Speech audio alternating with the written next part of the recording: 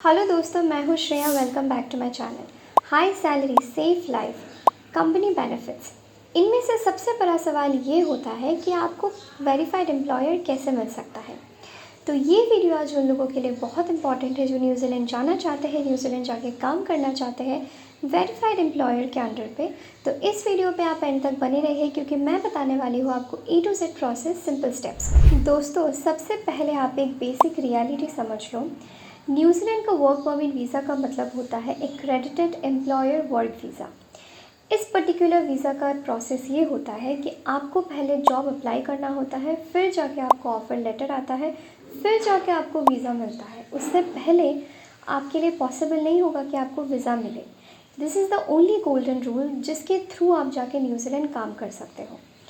ये जो काम करने का जो तरीका है, मतलब जैसे कि आपको जॉब मिल सकता है, वो आपको गवर्नमेंट अप्रूव वेबसाइट्स में मिल सकता है जो कि गवर्नमेंट वेरीफाइड होते हैं। आपको उन्हीं जगह पे जाके ये सब जॉब प्रोफाइल्स आपका जो भी सूट करता है आपको सर्च करना पड़ेगा। अब सबसे इम्पॉर्टेंट सवाल ये होता है कि न्यूजीलैंड में फ्रेशर्स को कौन कौन से रोल्स में जॉब मिल सकता है। आपको construction worker, helper, assistant roles, production worker, technical staff, इन्हीं कुछ रोल्स में आपको जॉब मिल सकता है। बेसिकली हायरिंग होती है warehousing and logistics, retail and supermarkets, construction, agriculture, hospitality, dairy farms. अब बात करते हैं सबसे एक्साइटिंग टॉपिक की, सैलरी एंड ओवरटाइम। सैलरी आपको न्यूजीलैंड में आवरली बेसिस पे मिलता है। अगर आप फ्रेशर हो तो आपको सैलरी 22 से 28 न्यूजीलैंड डॉलर पर आवर मिलेगी।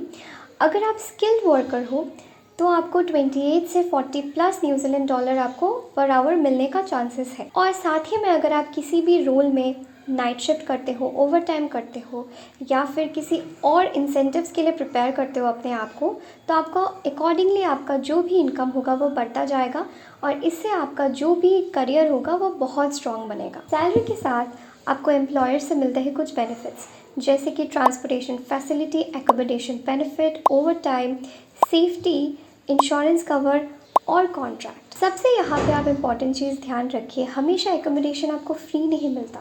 कभी कभार आपको आपका एकोमोडेशन शेयर भी करना पड़ सकता है या फिर कभी कभार आपका एकोमोडेशन सब्सिडाइज्ड भी हो सकता है। अब सबसे प्रैक्टिकल सवाल ये होता है कि वीज़ा कॉस्ट कितनी होती है। टिपिकल एक्सपेंसेस में आता है आपका वीज़ा का documentation, police clearance, medical certificate, ये सब कुछ। और वीज़ा का जो एक्सपेंस है वो कोई फिक्स नहीं होता है, वो over the time, over the due period वो वेराई होता रहता है। लेकिन आप पकड़ के चलो कि कुछ फ्यू हंड्रेड न्यूजीलैंड डॉलर्स ये सब चीज़ में आपका खर्च होता है। अब सबसे क्रिटिकल पार्ट ये होता है कि वेरीफाइड या फिर एक्रेडिटेड एम्प्लॉयर कैसे ढूंढें। लोग यहाँ पे ही मिस्टेक करते हैं। सेफ मेथड ये होता है कि न्यूजीलैंड की इमिग्रेशन पे वेबसाइट के पे जाके ढूंढो, एक्रेडिटेड एम्प्लॉयर का जो लिस्ट है वहाँ पे जाके ढूंढो। जो रियल कंपनीज होते हैं वो आपसे चार्जेस नहीं लेते हैं, तो इस तरीके से आप रियल कंपनीज को ढूंढ सकते हो जो एज ए फ्रेशर्स आपको हायर करेंगे। अब और एक इम्पॉर्टेंट टॉपिक है, सीजनल वीज़ाज़ क्या होता है। Seasonal visas actually means short term visa. Short term visa उन लोगों के लिए बेनिफिट होता है कि जो कि शॉर्ट ड्यूरेशन के लिए न्यूजीलैंड जाके काम करना चाहते हैं। तो शॉर्ट ड्यूरेशन के लिए आप किस तरीके का काम कर सकते हो, फ्रूट पिकिंग, फार्मिंग, ये सब चीज़ का आप काम कर सकते हो। लेकिन ये सब जो शॉर्ट टर्म वीज़ा होते हैं वो एक क्रेडिटेड एम्प्लॉयर वर्क वीज़ा से बहुत डिफरेंट होता है। अगर आपको ग्रोथ चाहिए, लॉन्ग टर्म बेनिफिट चाहिए, तो फिर आप एक क्रेडिटेड एम्प्लॉयर वर्क वीज़ा के थ्रू काम ढूंढिए। अब बात करते हैं सिटीज़ की जिनमें आपको हाई पेइंग जॉब्स मिल सकता है, जैसे कि ऑकलैंड। यहाँ पे आपको बहुत जॉब अपॉर्चुनिटीज़ मिल सकता है, लेकिन यहाँ का लिविंग कॉस्ट थोड़ा सा हाई है। उसके बाद क्राइस्टचर्च, यहाँ पे बहुत ग्रोइंग अपॉर्चुनिटीज़ हैं। उसके बाद आता है वेलिंगटन, यहाँ पे स्किल रोल्स बहुत मिलता है। अगर आप स्किल बेस्ड जॉब्स में काम करोगे तो आपको बहुत ज़्यादा ही सैलरी मिलने का चांसेस है।